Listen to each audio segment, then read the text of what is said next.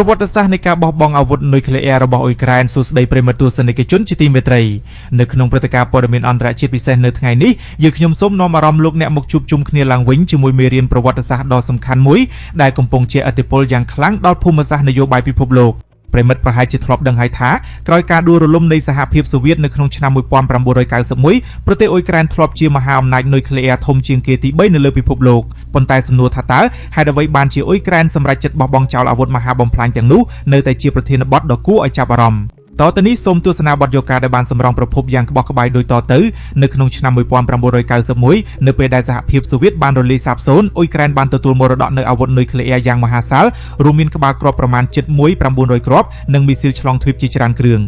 បរិមាណនេះមានចំនួនច្រើនជាងមហាអំណាចចិនចក្រភពអង់គ្លេសនិងបារាំងបញ្ចូលគ្នាទៅទៀតប៉ុន្តែនៅថ្ងៃទី5ខែធ្នូឆ្នាំ1994របបប្រវត្តិសាស្ត្រថ្មីមួយបានកើតឡើងអ៊ុយក្រែនបានយល់ព្រមរំសាយអាវុធនុយក្លេអ៊ែរទាំងអស់របស់ខ្លួនតាមរយៈការចុះហត្ថលេខាលើអនុស្សរណៈទីក្រុងប៊ុយដាប៉ាស់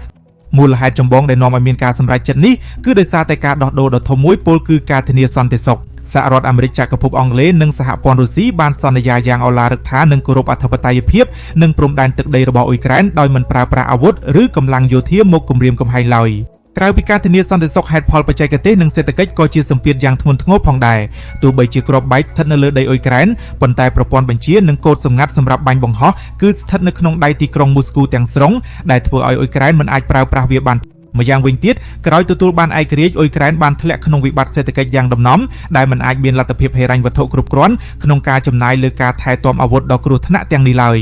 សម្ពាធការទូតពីអន្តរជាតិជាពិសេសពីសំណាក់សហរដ្ឋអាមេរិកដែលមិនចង់ឲ្យមានការរីករាលដាលអាវុធនុយក្លេអ៊ែរក៏បានជំរុញឲ្យអ៊ុយក្រែនគ្មានជំរឿក្រៅពីការព្រមព្រៀងនោះដែរជាការលើកទឹកចិត្តអ៊ុយក្រែនទទួលបានជំនួយហិរញ្ញវត្ថុយ៉ាងសន្ធឹកសន្ធាប់ពីលោកខាងលិចដើម្បីរុះរើអាវុធនិងទទួលបានការលុបបំណុលថាមពលមួយចំនួនធំពីរុស្ស៊ី